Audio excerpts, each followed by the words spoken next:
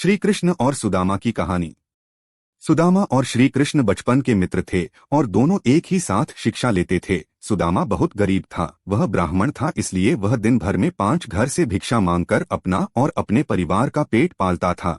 उसे जितना मिलता था उसी से गुजारा करता था, परंतु मिलने वाली भिक्षा उसके लिए पर्याप्त नहीं थी। उसका और उसके परिवार का पेट भी उससे करता नहीं था। इसी भिक्षा से अतिथि सत्कार भी हुआ करता था।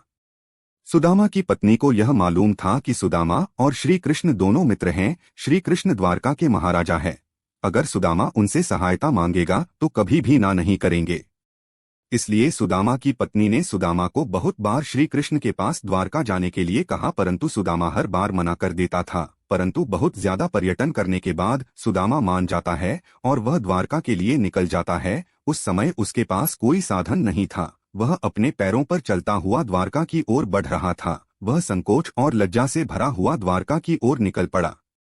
काफी दूर चलने के बाद उसे रास्ते में एक बैलगाड़ी मिलती है, जिस पर व्यापार के लिए खूब सारा माल लदा हुआ था। मुरारी ने सुदामा को द्वारका चलने के लिए मना लिया। गाड़ी पर बैठकर दोनों द्वारका के पास पहुंचे। वहां पहुंचते ही बैलगाड़ी वाले ने सुदामा से कहा कि आपका रास्ता यहाँ से अलग है और मेरा अलग है। सुदामा आगे चलने के बाद वहां से वापस आ गया। उसने सोचा कि मैं उस बैलगाड़ी वाले का धन्यवाद करके आता हूँ।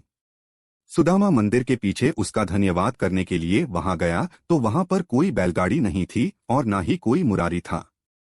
उसे कुछ समझ नहीं आ रहा था। वह सोच रहा था कि एक क्षण पहले वह मुरारी से बातचीत कर रहा था, परंतु दूसरे चरण में यहाँ पर कोई भी नहीं है।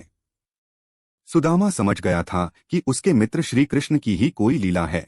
वास्तव में ऐसा ही हुआ। जब दोनों की मुलाकात हुई तो वह दोनों मुरारी की घटना पर मुस्कुरा रहे थे।